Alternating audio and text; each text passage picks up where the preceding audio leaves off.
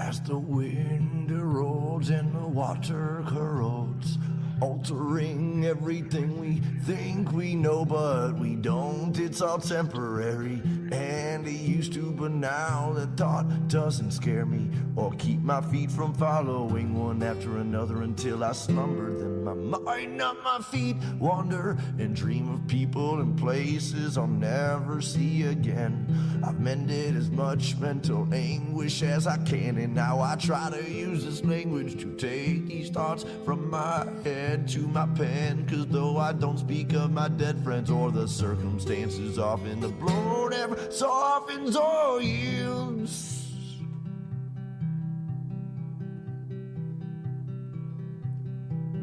I'm in a desolate field, lonesome stargazing, night blazing, chasing traces of remembrance and reverence of relevant friends and acquaintances, and faceless and nameless names and faces. And while my mind is racing through these photo albums and quotations, all these people and places far from me, for only land and stars I see when I'm outside of the Mile High City, which is not my city, for I was born 1,000 miles northeast of there, in the land of beer and lakes and pistol fire on MLK's birthday, where there is no minorities and segregation's mandatory. But that's a whole nother story altogether, and no matter the weather or hardships that any place brings, I'll still laugh when people shiver and say it's freezing, or say, hey, no, wait, I already had 18 mixed drinks, but I guess it's a Midwest thing, and I'm a mess from a dirty city and brought most of this filth I've gathered with me. Here we are on another episode of Experience Andy Weins Live, your weekly programming here Mondays at 13:30 Central Time, where we come and we talk about one topic. Today, we're going to talk about self-care, and we're going to use an acronym, HALT, H-A-L-T, HALT, to talk about the importance of self-care when it comes to self-awareness, self-regulation, and self-reflection. Coming up after the verse. My work labors on as lovers sleep in each other's arms, remaining calm and collect. I begin my self-reflection process of redemption. Honestly, I don't know where this road leads, or if I'm even going. Could be rowing upstream, or worse, chasing my dreams to the peak, to finally be somebody doing something with what I have, rather than saying again and again that I can't and I won't anymore from this day forward. Cause Lord knows the past is set in stone, the present is yours to mold and to use for future uses. I know I'm a nuisance, I'm told, cause I'm neither young nor old, nor giant nor gnome. I don't sleep on these streets usually, though I've made thrones of my own. I don't sit well with idle hands, though don't know what to do when I'm home all alone. I'm a menace thrown from society, and as it lies to me, I'll smile silently as others do as they please. I am watching and listening, and I'm grinning all the while, cause sometimes all you can really do is smile. So as the work labors on, I'll keep on singing my songs, and this day is never done. We just keep on spinning around that sun, and well, through all these miles and trials, all I've learned to do is smile. Is to smile.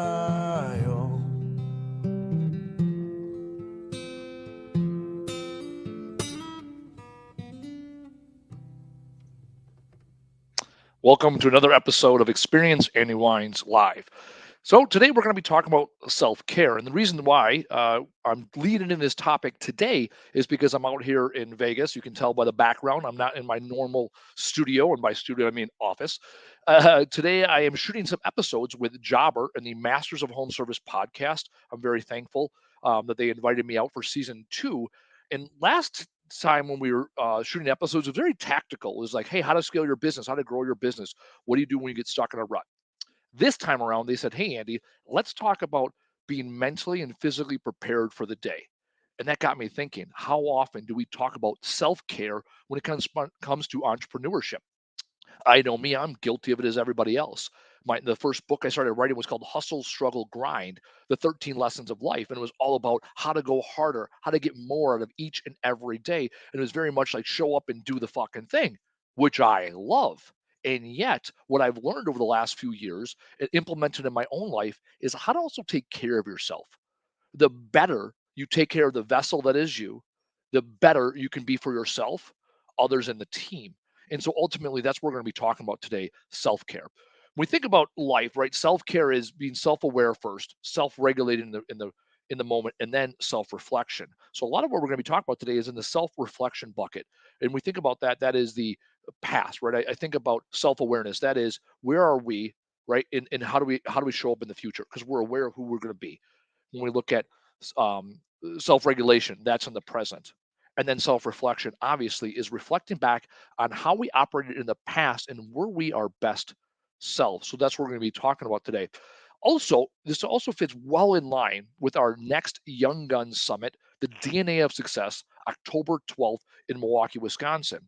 Reason is we're going to talk about the DNA of success. What are things you do personally and professionally that make you successful? How do you start doing things that you want to do? How do you continue doing the things that make you awesome?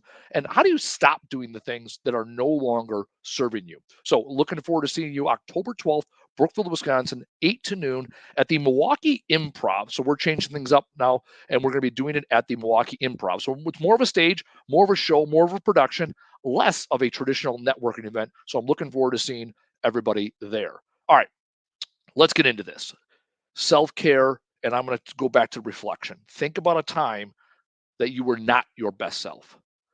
A lot of people want to focus on these best of times. Hey, you know what? I kicked ass that day. I was in the flow. I made it happen. I talk about that in my book, Words Fucking Matter. How to get in the flow, what it feels like to be in the flow. I want to talk about the other end. What happens when you're not in the flow? What happens when you fail yourself and others around you? Why did you fail yourself? I've been in the military now 19 years. I've taken easily 100 suicide prevention and awareness classes because we have them almost quarterly plus deployments. I've taught as a mass resiliency trainer with soldiers. I've taught suicide awareness and prevention classes. And in 19 years, there's one that I remember that stuck out. There was a gentleman that came in. He was a DOD civilian, which means Department of Defense civilian, prior military. He came in and taught me HALT, HALT, hungry, angry, lonely, tired. And he came back and said, when you're not your best self, chances are you're one, two, three, or even four of these things. He even took it to a point where he talked about when people are suffering or going through suicidal ideations, suicidal thoughts, or they've already harmed themselves. And when they get put in a 72-hour hold, this is what they address. They address first and foremost hungry and tired. When you get put into 72, and I've experienced this firsthand with people that I've worked with and helped support and brought them into behavioral health facilities, the first thing they do is put you to bed. So if you come in on a Friday, let's say, they put you to bed, they have you sleep. Next morning, you wake up, they feed you. They tell you go rest in your room. They bring you out, they feed you lunch. They tell you go back rest in your room. They feed you again dinner and then tell you go back in your room. You go to sleep. You wake up the next day. They feed you again. And only then, typically on the second morning, will they start talking about what was going on. And what they realized, study after study, is after that 24 to 48-hour period of eating and sleeping and having nothing else to do, a lot of what was going on dissipates because people are now focused and they can articulate what the cause and effect were, what the feelings they had were based off of facts, and why they got to a point where they thought ending their life was the best solution. And that happens every day in life. You don't have to get to the point of thinking about harming yourself or others before you can reflect back and say, you know what, I wasn't my best self. And we know this from pop culture and media. Betty White did a Snickers commercial, right? The term hangry is well known. We know you're not your best self when you're hungry and when you're tired. And then there's also angry and lonely. And I've done some research, and angry can also be anxious. Intertwine those two words, which are very good, right? Angry is typically an emotion from something that happened in the past, while anxious is something where you're anticipating something in the future, right? And you're off. Being angry and being lonely are absolutely normal emotions, and you're going to go through those. When you couple those things with being hungry and tired, it starts to have a cascade effect where you start to have this helplessness and hopelessness, this despair, the depression, the feeling that you're not good enough, the imposter syndrome that most of us suffer from starts to really creep up on you. And it becomes this big, ugly, nasty shadow in your back. So let's talk about them. Hungry, lonely, angry, tired. When I talk about hungry, I'm not also and only speaking of hungry in the sense of needing food and nourishment. You also need mind hunger. Are you doing things that stimulate your brain? I'm talking about eye hunger. Are you staring at the same four walls over and over? Do you crave things outside in the world? Do you crave a new stimulating environment? Talk about heart hunger. Is your resting heart rate the same all day, every day? Because you don't go out there and push yourself and test yourself and get your heart rate up. None of these things have to do with food. Les Brown, who's my favorite motivational speaker, he is my favorite video of his. I've watched long form and short form. I've watched short, 1 minute shorts. My favorite video of him is 6 minutes, 36 seconds, gold cast video on YouTube of Les Brown talking about how you got to be hungry. Go out and be hungry and quench that hunger. Go out and stimulate your brain with new ideas, stimulate with new conversations with new people, stimulate the hunger you have within your eyes by seeing things for the first time. Stimulate your heart by pushing yourself physically to go do something that is going to suck probably. Push yourself. There's research after research about the benefits of getting your heart rate elevated 3 to 5 times a week. That is controllable. When you're angry or you're anxious, let's talk about both of them. When you're angry, let's talk, why were you angry? What caused that anger? Rooted in fact.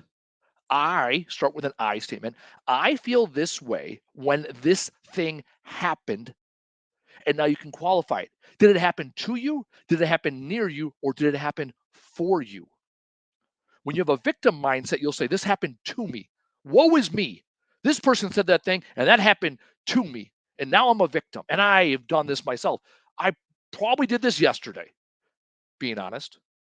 Rather say, hey, this happened for me. What is the gift within this?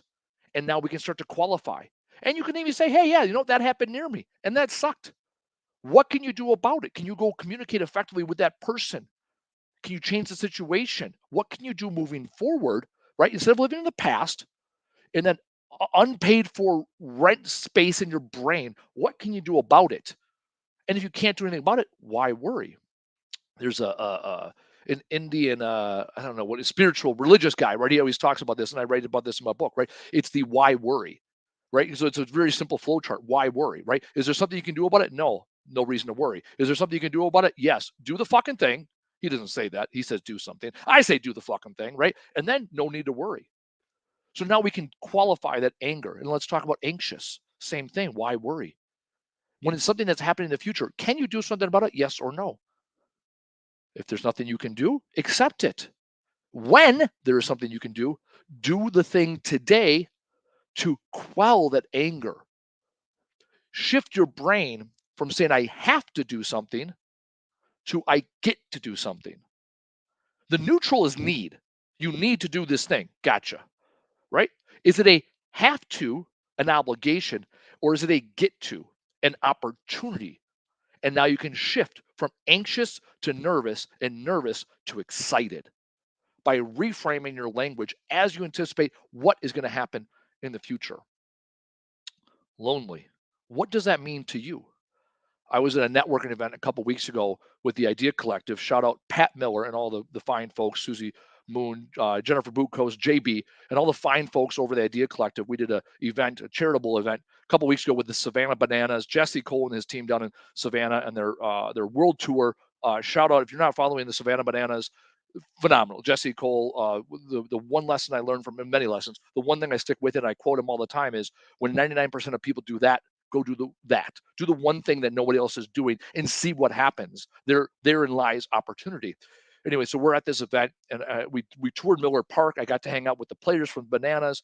We went to Whirly Ball in Brookfield, Wisconsin, and we had about 150 people there from The network center of the house, plus the Savannah, and then there's travel with 140 people. So we have 300 people in a room of whirly ball. There's bowling, there's whirly ball. There's it was Thursday night football game. It was the Chiefs and the Lions. There's all this stuff going on. And for 3 or 4 hours, I was on point. I was telling jokes. I was signing autographs from my books. And yet I got to a point where I had so much. I had too much. I felt lonely in a room full of 300 people. So what did I do? I sat silently and watched football for about 30 minutes. And I recharged my batteries because I was not alone. There was tons of people. I felt lonely because the connections weren't there. I felt lonely because I depleted all that energy making all these connections. And I sat there in a room with 300 people and watched football by myself because I'm a natural introvert. So although I was not alone, I still felt lonely. I felt like I wasn't making great connections. I felt I wasn't giving the best to myself. I watched football for 30 minutes. I sat back, I recharged. We went upstairs to do a charity auction then, and I had a great time. I sat with a good friend of mine, Pat Riley, and his wife, and we sat there and I felt great. And I tell jokes, and I was right back to where I was. I often spend my weekends quietly by myself or only with my close family and friends. And I'm not on social media much for that. That's my time to recharge so I can get right with myself. And now people can be the complete opposite. When you're extroverted, you get energized by other people. So who are the people that energize you? If you go to networking events and you feel defeated afterwards, what is it about that that is defeating? What can you do about it so you feel alive when you're there? Maybe you have relationships with family and friends where after you leave, you feel lonely because you're the ones always contacting them. You're the ones always reaching out to them. Who is it when you spend time with them? They recharge you. Those are the people that will make you feel seen and heard and loved, which is the inverse of lonely. And finally, tired. Tired is very, very simple. Listen to your body. There are times where you have to push through the kill zone. There are times where there is a deadline. Absolutely. Attack it. And when the thing is done, be done. Leave the laptop at home. Stop checking the emails. Leave the office when it's time to leave the office. Fulfill the obligations. The work will always be there. Get the necessary rest. Andrew Huberman was on Joe Rogan a couple months ago, and he talked about people that can operate with less than 6 hours of sleep. The average human that can operate in less than 6 hours of sleep, rounded to the nearest whole number, is not one. 99 point something percent of humans need a minimum 6 hours of sleep every night to fully invest in themselves, to be their best selves. So, what can you do about that? What boundaries do you need to make? I stopped taking my laptop home years ago because I realized all I would do is take my laptop home, sit up at my desk, and sit there and stare at the screen all night. Figure out what it is right now in your life that's preventing you from getting the necessary rest you need. Attack things violently when you're attacking them, be productive, and then be done. Once it's done, put away the laptop. Once you've gone to the networking event and made your mission, when I go to networking events, I want 3 things to walk away with: 3 introductions, 3 1-on-ones, 3 coffees, 3 lunches, 3 of something. Once I get my 3, I pound sand. I go hard to get my 3, and then I leave. When I go to 20 networking events a month, that's 60 new connections every month I get. Why? Because I put in the work. 700 connections I'll make in a year when I put in the work. I don't need to get to 4, 5, 6, 7, 8, 9, 10. I need to pound sand. I need to move out from the kill zone. The way that you can prevent being tired is by being productive when you are on. So again, hungry, angry, lonely, tired, you're not your best self. Use these tips and tricks to navigate life because these things are going to happen. There's no avoiding it. I talk about embracing the struggle in my book. In the military, we use the term embrace the suck. Michael Franks, shout out, going to MRT in August. I love MRT. The basis of my life is based on MRT, Master Resilience Training, that I received from the U.S. Army. 19 years. A lot of my life is shaped by what I've learned in the Army because it stuck with me. It was during my formative years. And so what you'll learn in MRT is there's activated events. There's going to be your thought around the activating event, and then the consequences of that thought. That is the basis of this theory. Activated events happen. Shit happens. It either happened in the past, it happens in the present, or it will happen in the future. Your thought about it will govern your emotions and your reactions. And I talk about this in the book. I shift a little bit of what they talk about, right? They talk about emotions and reactions. I look at it as your response or your reaction by operating with the top of your brain versus the bottom of your brain. Check out my book, Words Fucking Matter. Retrain your brain to use language that serves you, available on Amazon and now available on my website, www.andywines.com. Check out the book. So I like what you're saying here. Michael says, in theory, this all works. You damn right. You damn right. In theory, this all works. It is up to you to take the theory into practical application. The people that lay in bed at night and look at their phone and dead scrolling, you got to put the thing in your brain that says, put the phone down. Set my alarm, close my eyes, go to bed. Go back to your schedule. Look at where are you defeated? Where is your energy getting sucked out? What can you do to eliminate, delegate, or automate all the things that suck your time and your energy away from you? Be conscious of the halt, hungry, angry, lonely, tired. Utilize it during self reflection. Take 10 minutes at the end of your day and say, okay, where was I my best self? Where was I in my flow? I'm here in Vegas shooting a podcast, and I was just texting with my girlfriend, and I said, you know what? This is what I want to do the rest of my life. This is when I'm in my flow. Even coming to you guys every week live, this is my flow. For 20 minutes to 30 minutes every Monday, I get to share my ideas with the world. Why? Because I made a point to do it. This energizes me. This sets up my entire week. As soon as we hit the end stream button, I'm looking forward in 167 and a half hours, I get to do this again. Look back at your life. Look back at your day. What puts you in the flow? What energizes you? Do more of that. Continue that. Start things that look like that. And then look back. What makes you hungry, angry, lonely, tired? What defeats your energy? And when you're in that space, how do you show up? Do you want to be the guy that's in the flow, the guy or the girl in the flow? Or do you want to be hungry, angry, lonely, tired, victim, busy? All those nasty words that do not serve you. That is a choice. Thank you, as always, for joining me as I get to experience my flow, as I get to share my ideals with the world, as I combat the things that I've struggled with in my life. And you guys have joined me in that journey. And so for that, I thank you. If you want to learn more, you can check out a few things. Check out my book, Words Fucking Matter, Retrain Your Brain to Use Language That Serves You.